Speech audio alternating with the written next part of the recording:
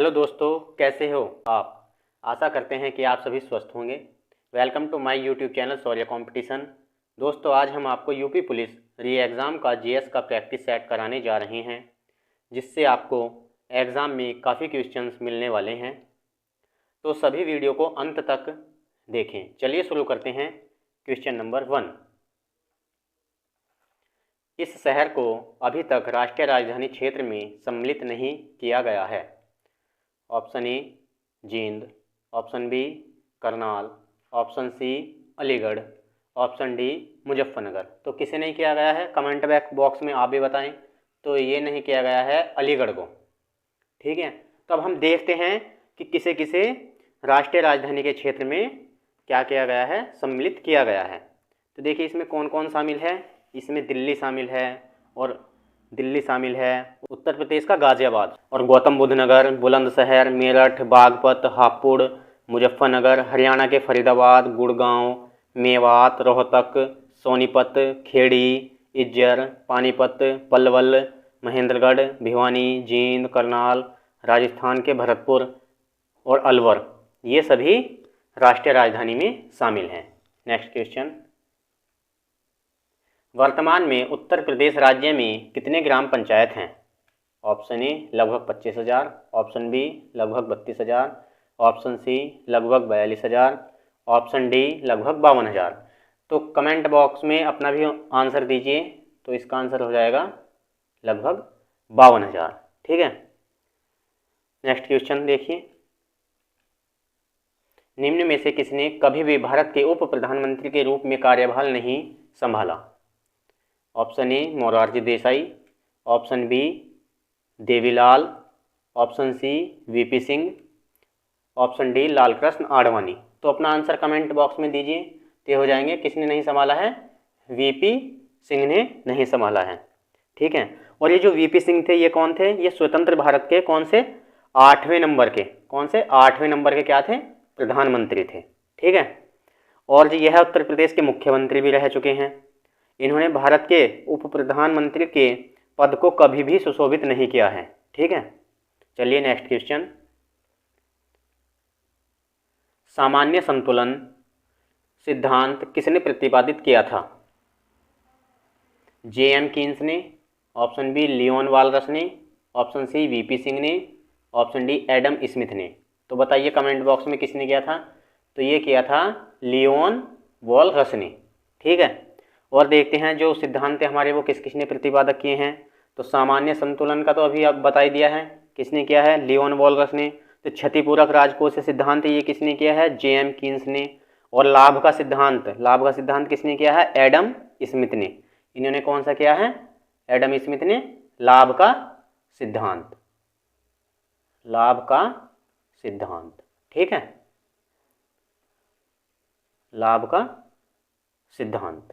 ठीक है, चलिए नेक्स्ट क्वेश्चन। भारत के राष्ट्रपति के पद के लिए कौन शपथ दिलाता है।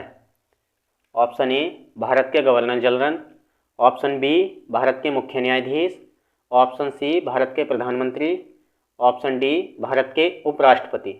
तो अपना आंसर कमेंट बॉक्स में बताइए। तो ये कौन दिलाता है, भारत के मुख्य न्यायाधीश शपथ दिलाता है। ठीक है, और जो इनको जो पद होते हैं जैसे राष्ट्रपति, उपराष्ट्रपति, इनको कौन कौन शपथ दिलाता है। तो देखिए राष्ट्रपति को कौन दिलाता है, राष्ट्रपति को कौन दिलाता है, राष्ट्रपति को दिलाता है उच्चतम न्यायालय के मुख्य न्यायाधीश। कौन दिलाता है, उच्चतम न्यायालय के मुख्य न्यायाधीश। और जो हमारे उपराष्ट्रपति होते हैं, उपराष्ट्रपति को कौन दिलवाता है, उपराष्ट्रपति को दिलवाता है हमारे राष्ट्रपति। कौन दिलवाता है, राष्ट्रपति। ठीक है, और जो हमारे प्रधानमंत्री को भी राष्ट्रपति दिलवाते हैं कि ना, प्रधानमंत्री को भी कौन दिलवाता है, राष्ट्रपति ही दिलवाते हैं। ठीक है, और जो हमारे उच्चतम न्यायालय के न्यायाधीश कौन है, ये उच्चतम न्यायालय के न्यायाधीश को कौन दिलवाते हैं, इनको भी हमारे राष्ट्रपति ही शपथ दिलवाते हैं। ठीक है, और जो हमारे मुख्यमंत्री को कौन दिलवाते हैं, मुख्यमंत्री को शपथ कौन दिलवाता है, मुख्यमंत्री को दिलवाता है राज्यपाल। ठीक है, याद रखेंगे और जी उच्च न्यायालय के न्यायाधीश को भी कौन दिलवाता है? राज्यपाल ही दिलवाता है। नेक्स्ट क्वेश्चन, किसी ग्राम पंचायत द्वारा उप प्रधान को पद से हटाने के लिए कम से कम कितने पंचायत सदस्यों का समर्थन आवश्यक है? Option A 1/4, option B 1/2, option C 1/4 और जो ऑप्शन डी वो हो जाएगा 2/3। तो देखिए कमेंट बॉक्स में इसका आंसर बताइए हमें। तो ये हो जाएगा, क्या हो जाएगा हमारा? ये हो जाएगा हमारा 2/3, 2/3। तो देखिए दोस्तों, ग्राम पंचायत जो होती है द्वारा उप प्रधानमंत्री को, उप प्रधान को मतलब उसके पद से हटाने के लिए ग्राम सभा के कुल कितने, कम से कम कितने सदस्य के वोट चाहिए उसके लिए? 2/3 सदस्यों के लिए। ठीक है, हाँ, जैसे 3 आदमी हैं टोटल, तो उनमें 2 की सहमति होनी चाहिए। ठीक है, उनमें से। ठीक है, और यह प्रस्ताव जिला पंचायत राज्य अधिकारी को भेजा जाता है। ठीक है, नेक्स्ट क्वेश्चन, उत्तर प्रदेश राज्य का राज्य पक्षी कौन है? ऑप्शन ए मोर, ऑप्शन बी हंस, ऑप्शन सी कोयल, ऑप्शन डी सारस। तो कौन है? कमेंट बॉक्स में बताएं हमें। तो ये है सारस। ठीक है, और देखिए इसके बारे में, राज्य पशु बताइए, राज्य पशु कौन है? राज्य पशु कौन है बताओ? राज्य पशु है हमारा बारहसिंघा। ठीक है, बारहसिंघा। और राज्य मछली, मछली कौन सी है? राज्य मछली बताओ? चीतल। कौन सी है? चीतल। ठीक है, और जो हमारा राज्य पक्षी है, पक्षी कौन है? पक्षी तो हमने बता दिया है कौन है? सारस है। ठीक है, और जो हमारा राज्य वृक्ष है, राज्य वृक्ष, वृक्ष कौन है? कौन सा वृक्ष है? अशोक का वृक्ष। ठीक, याद रखेंगे। और एक बार हमें राज्य पुष्प और बता दीजिए, पुष्प। ठीक है, पुष्प बताओ? पलाश। ठीक है, और इसको ढाक भी लिख देते हैं, और इसको क्या लिख देते हैं? टेसू, टेसू भी बोलते हैं इसको। ठीक है, next question, Reserve Bank of India की स्थापना किस वर्ष हुई थी? Option A 1941, option B 1940, option C 1937, option D 1935। तो कब हुई थी बताइए? ये हुई थी दोस्तों 1935 में। ठीक है, तो चलिए और देखते हैं कुछ। तो रिजर्व बैंक ऑफ इंडिया की स्थापना कब हुई थी? 1 अप्रैल 1935 को। ठीक हो, और इसका राष्ट्रीयकरण कब हुआ था? इस बैंक का राष्ट्रीयकरण हुआ था 1 जनवरी 1949 को। कब हुआ था? 1 जनवरी 1949 को। ठीक है, जो इसके पहले गवर्नर कौन थे इसके? Sir Osborne Smith. कौन थे? Sir Osborne Smith. तो याद रखेंगे सभी बातें ये। ठीक है, नेक्स्ट क्वेश्चन, 1 एकड़ में कितने वर्ग गज होते हैं? ऑप्शन ए 48-40 वर्ग गज, ऑप्शन बी 45-50 वर्ग गज, ऑप्शन सी 52-48 वर्ग गज, ऑप्शन डी 44-82 वर्ग गज। तो बताइए दोस्तों कमेंट में कितने होते हैं गज? तो ये होते हैं 48-40 वर्ग गज। और कुछ देखते हैं इसके बारे में। 1 एकड़ में तो बता दिया हमने कितने होते हैं? 48-40। और मीटर स्क्वायर कितने होते हैं इसमें? मीटर स्क्वायर जो होते हैं वो होते हैं 46.98 मीटर स्क्वायर। ठीक है, कितने? 1 एकड़ में। ठीक है, ये होते हैं 1 एकड़ में।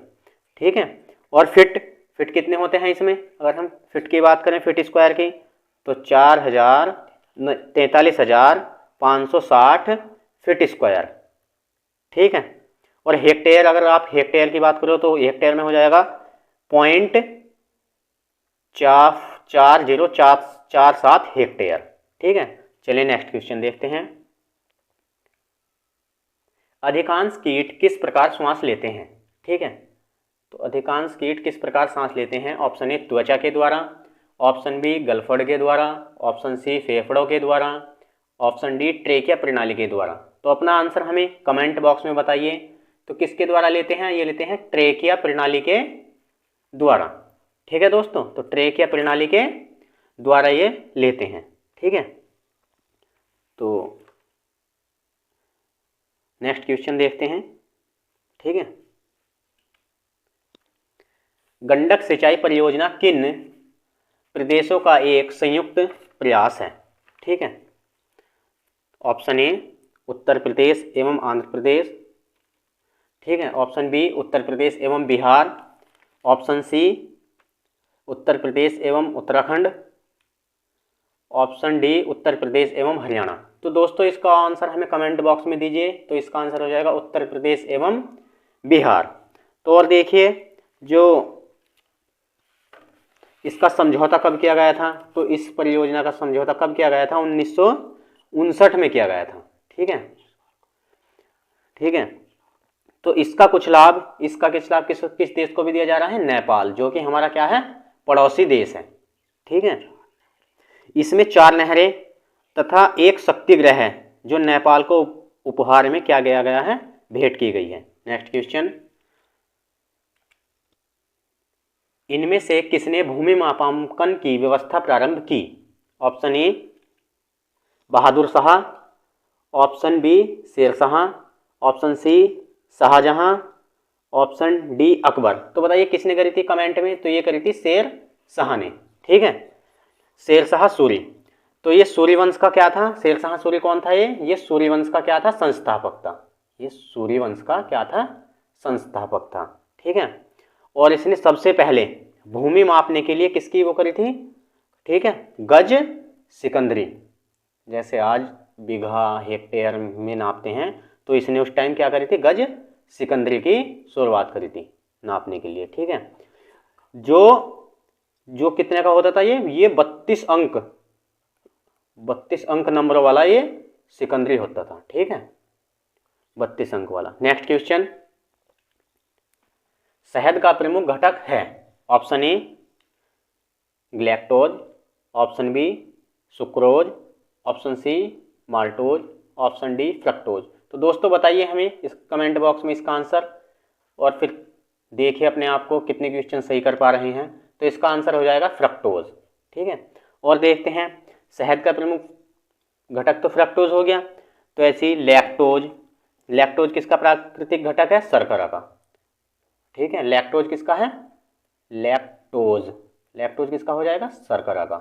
ठीक, और ये किस में पाया जाता है? ये दूध में पाया जाता है। ठीक है, लैक्टोज जो है ये दूध में पाया जाता है। ठीक, ठीक है, और जो हमारा नेक्स्ट क्वेश्चन,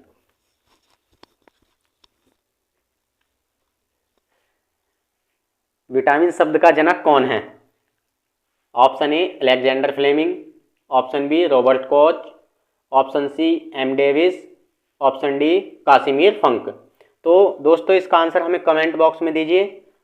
तो देखिए इसका हो जाएगा कासिमिर फंक। ठीक है, और देखते हैं इसके बारे में।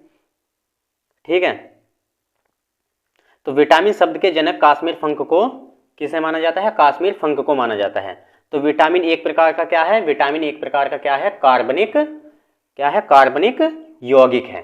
क्या है? कार्बनिक यौगिक है। ठीक है, कार्बनिक यौगिक है, जो शरीर की वृद्धि के लिए क्या होता है? क्रियाओं के लिए अति आवश्यक होता है। यह 2 प्रकार का होता है, एक तो जल में घुलनशील। तो जल में घुलनशील कौन से होते हैं? बी और सी। किसमें? जल में घुलनशील। ठीक है, जल में घुलनशील।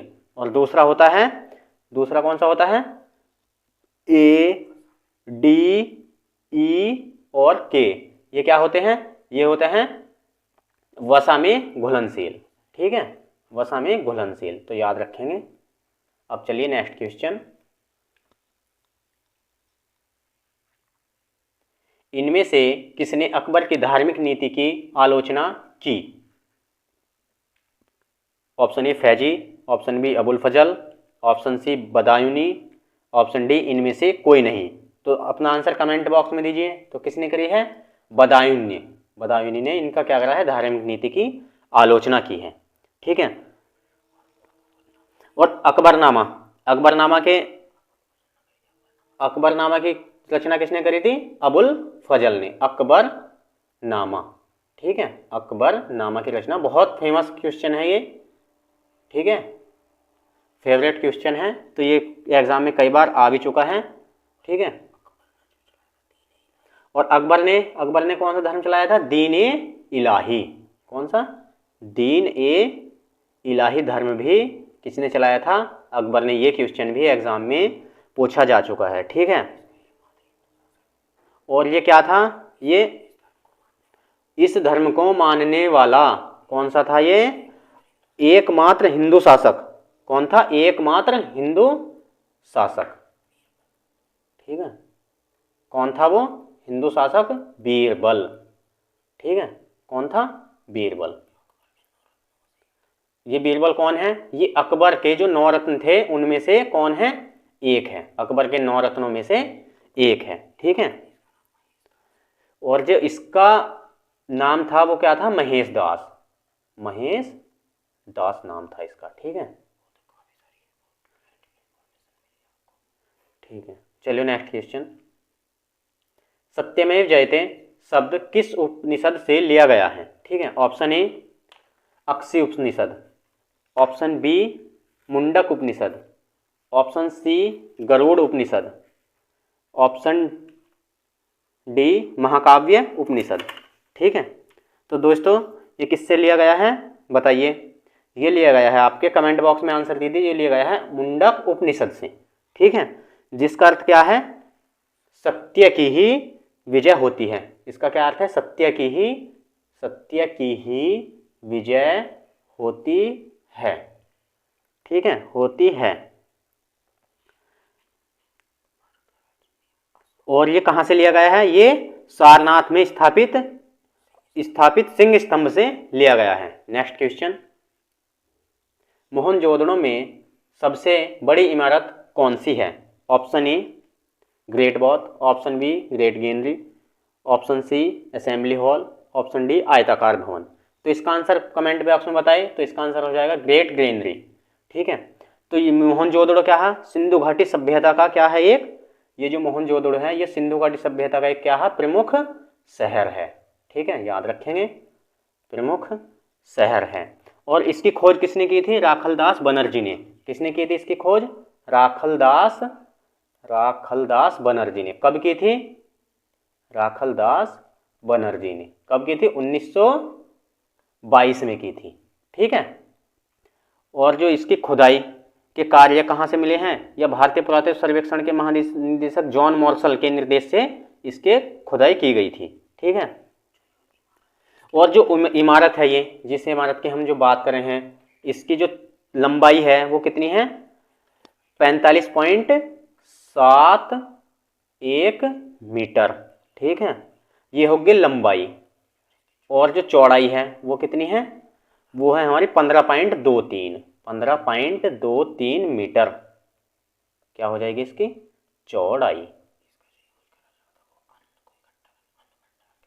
ठीक है, इसका यूज कैसे करते थे उस टाइम, इसका यूज करते थे अन्न भंडार के रूप में। यहाँ पर अन्न इकट्ठा किया जाता था। नेक्स्ट क्वेश्चन, भारत की संविधान सभा की प्रारूप समिति के अध्यक्ष कौन थे।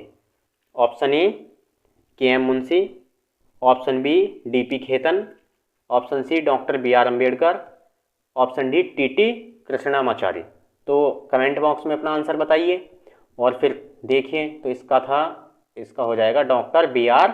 अम्बेडकर ने। ठीक है, तो इनका डॉक्टर भीमराव अम्बेडकर का जन्म कब हुआ था, तो बताइए। इनका जन्म हुआ था 14 अप्रैल 1891 में, 14 अप्रैल 1891 में। ठीक है, और इनकी मृत्यु कब हुई, ये तो जन्म हो गया, और इनकी मृत्यु जो हुई थी वो हुई थी 6 दिसंबर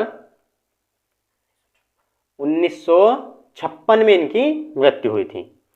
ठीक है, और एक बहुजन राजनीतिक नेता एवं बौद्ध पुनरुत्थानवादी थे, ये भी याद रखेंगे आप। ठीक है, इन्हें किसके नाम से, इन्हें बाबा साहेब के नाम से भी जाना जाता है। ठीक है,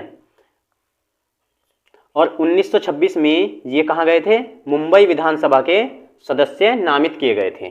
ठीक है, चलिए नेक्स्ट क्वेश्चन। निम्न में से किसने आयुष्मान भारत स्वास्थ्य एवं संरचना मिशन का शुभारंभ किया? Option A Narendra Modi, option B Amit Shah, option C Yogi Adityanath, option D Rajnath Singh. तो बताइए किसने किया था ये? नरेंद्र मोदी ने। ठीक है, नरेंद्र मोदी ने कब किया था?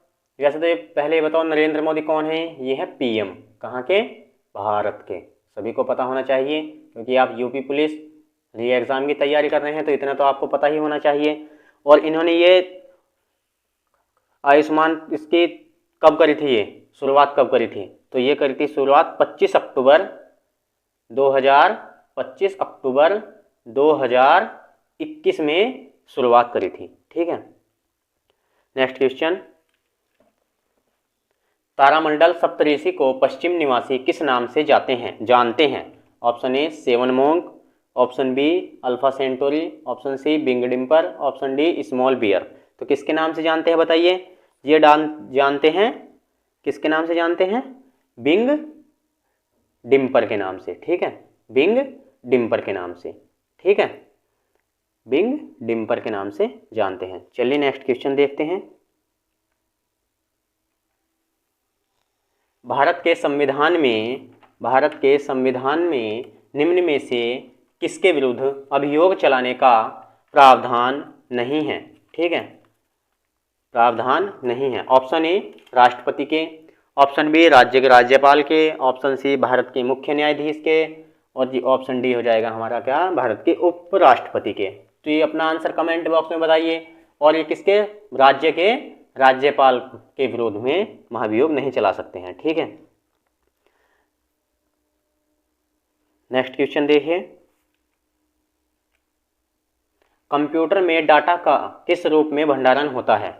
Option A octal, option B hexadecimal, option C decimal, option D binary. तो बताइए कैसे ऑप्शन में? तो ये होता है बाइनरी में। ठीक है, तो और इसमें बाइनरी में क्या होता है? 0 और 1 अंक, ये 2 ही नंबर होते हैं इनमें, और इन्हीं कोडों पर पूरी बाइनरी टिकी रहती है। इसको द्विधारी संख्या भी कहा जाता है। Next question. संविधान के किस अनुच्छेद के प्रावधानों के अंतर्गत भारत सरकार ने भारत रत्न और पद्मश्री का प्रारंभ किया है? ऑप्शन ए अनुच्छेद 15, ऑप्शन बी अनुच्छेद 16, ऑप्शन सी अनुच्छेद 17, ऑप्शन डी अनुच्छेद 18। तो अपना आंसर कमेंट बॉक्स में दीजिए। तो इसका आंसर हो जाएगा अनुच्छेद 18। ठीक है, तो संविधान के अनुच्छेद 18 वन के अंतर्गत क्या है? भारत सरकार ने भारत रत्न तथा पद्मश्री सम्मान को प्रारंभ किया। ठीक है, और अनुच्छेद 18 वन के अनुसार राज्य, सेना तथा विद्या संबंधी सम्मान का प्रावधान कर सकती है। ठीक है, और अनुच्छेद 15 के बारे में क्या है? धर्म और मूल वंश,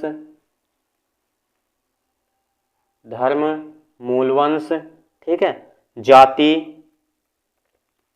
जाति लिंग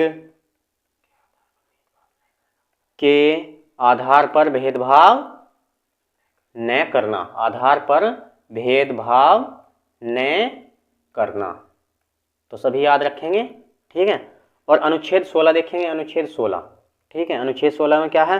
लोक नियोजन में अवसर की समानता का प्रावधान। ठीक है, अवसर की समानता।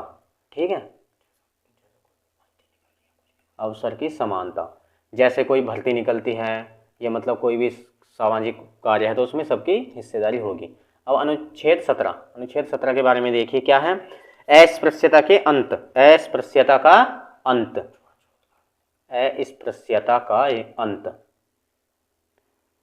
अंत मतलब क्या होता है? अस्पृश्यता मतलब जैसे छुआछूत। तुमने पहले बहुत सुना होगा कि छुआछूत, तो छुआछूत का क्या हुआ? इससे अंत हो गया। ठीक है, नेक्स्ट क्वेश्चन।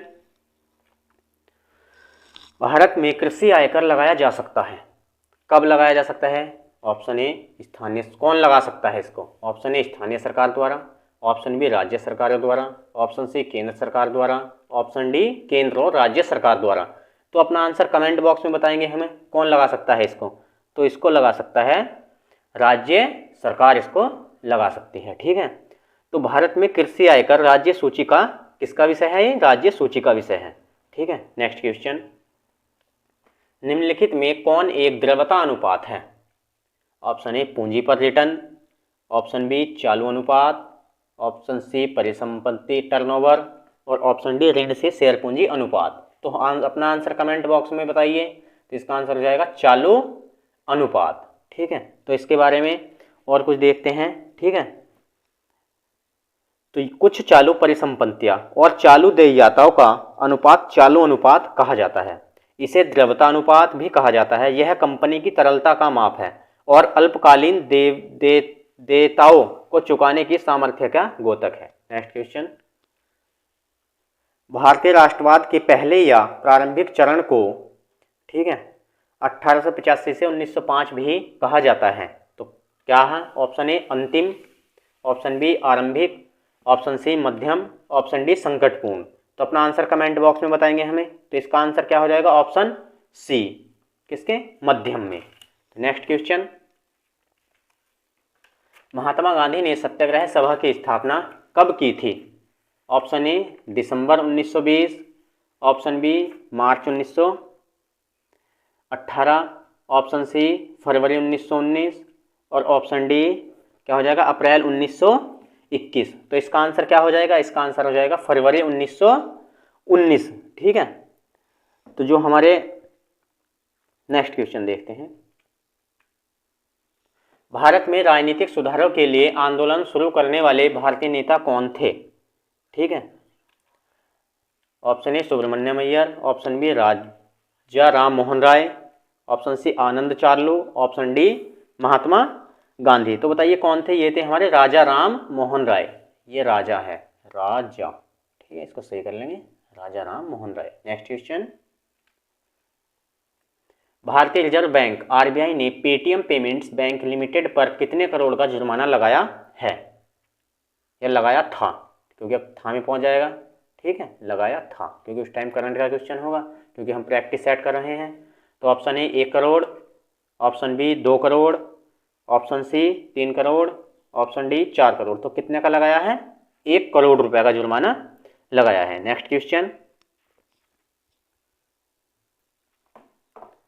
28 दिसंबर 1885 को भारतीय राष्ट्रीय कांग्रेस की स्थापना गोकुलदास तेजपाल संस्कृत स्कूल के परिसर में हुई थी। ठीक है, तो ये कहाँ हुई थी? दिल्ली में हुई थी, बम्बई में हुई थी, कलकत्ता में हुई थी या फिर मद्रास में हुई थी? तो बताइए कमेंट में अपना आंसर, कहाँ हुई थी ये? ठीक है, तो ये कहाँ हुई थी? ये हुई थी बम्बई में। ठीक है, इसके प्रथम अध्यक्ष कौन थे बताइए? प्रथम अध्यक्ष कौन थे? व्योमेश चंद्र बनर्जी। याद रखेंगे सब, चंद्र बनर्जी। तो इसमें कितने सदस्यों ने हिस्सा लिया था? 72 सदस्यों ने इसमें हिस्सा लिया था। चलिए नेक्स्ट क्वेश्चन, वर्ष 2011 की जनगणना के अनुसार भारत में वयोवृद्ध महिला नागरिकों की संख्या है। Option A 103 million, option B 93 million, option C 53 million, option D 51 million. तो आंसर इसका कमेंट बॉक्स में बताइए कितना हो जाएगा? 53 मिलियन। ठीक है, तो अच्छा ये बताइए, वयोवृद्ध, वयोवृद्ध किसे कहा जाता है? 60 साल या उससे अधिक, 60 साल या उससे, 60 साल या प्लस उससे अधिक। ठीक है, उससे अधिक के उम्र वाले व्यक्ति को क्या कहा जाता है? वयोवृद्ध कहा जाता है। नेक्स्ट क्वेश्चन, भारत विश्व का विशालतम लोकतांत्रिक प्रजातंत्र है। इसकी प्रथम लोकसभा कब आयोजित की गई थी? ऑप्शन ए 16 अगस्त 1947, ऑप्शन बी 17 जनवरी 1950, ऑप्शन सी 13 मई 1952 और ऑप्शन डी 15 जून 1952। तो दोस्तों अपना आंसर कमेंट बॉक्स में दीजिए और देखिए अपने आप को कितने सही कर पा रहे हैं। तो ये हो जाएगा 13 मई 1952 को की थी। ठीक है, इसका जो प्रथम लोकसभा का गठन है, प्रथम लोकसभा का गठन, प्रथम लोकसभा गठन कब हुआ था? ये लोकसभा गठन कब हुआ था? ये 17 अप्रैल 1952 को इसका गठन हुआ था। और इसकी पहली बैठक ठीक है, पहली बैठक कब हुई थी ये? 13 मई 1952 बैठक, ठीक है, ये कब हुई थी बैठक, ठीक है जी। और जी 27 फरवरी 1956 तक क्या रहे ये जो हमारे वासुदेव मावलंकर थे, वो 13 मई 1952, वासुदेव मावलंकर, वासुदेव मावलंकर, मावलंकर कौन थे ये? प्रथम लोकसभा अध्यक्ष, ठीक है, ये थे हमारे। और वर्तमान लोकसभा अध्यक्ष कौन है बताइए? वर्तमान लोकसभा अध्यक्ष ओम प्रकाश बिड़ला जी, ओम प्रकाश बिड़ला जी हैं, ठीक है, बिड़ला जी। नेक्स्ट क्वेश्चन, पोटला पैलेस जो कि एक 7 मंजिला भवन है किससे संबंधित है? ऑप्शन ए जोधपुर के महाराणा, option B Dalai Lama, option C Himachal Pradesh के राजा वीरभद्र, और ऑप्शन डी बाजीराव मस्तानी। तो अपना आंसर कमेंट बॉक्स में दे दीजिए। तो ये किससे संबंधित है? ये है दलाई लामा से संबंधित है, ठीक है।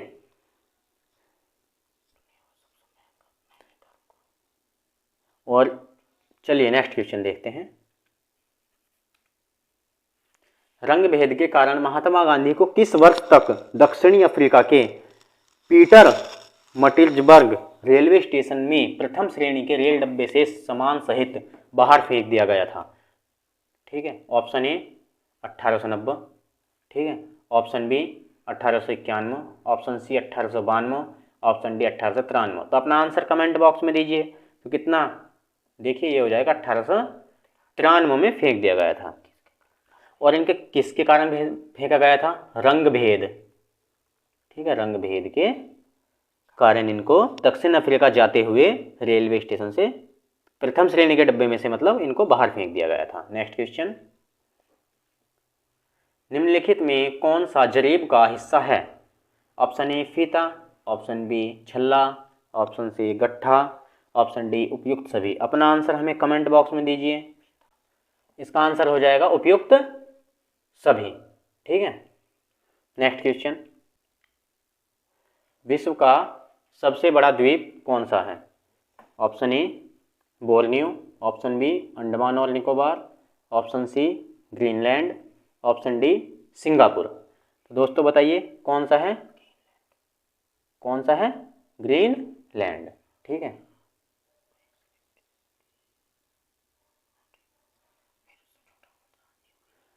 देखिए इससे छोटा कौन सा है फिर? न्यू गिनी,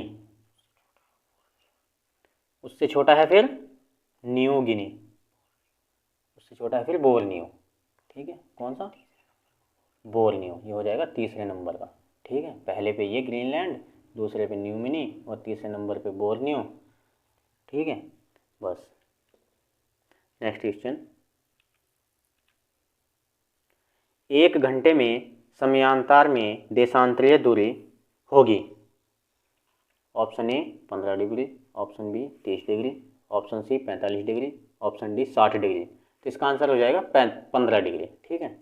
तो ऐसे ही प्रैक्टिस सेट देखने के लिए हमारे यूट्यूब चैनल को सब्सक्राइब करें, ठीक है, और लाइक करें, ठीक है। धन्यवाद।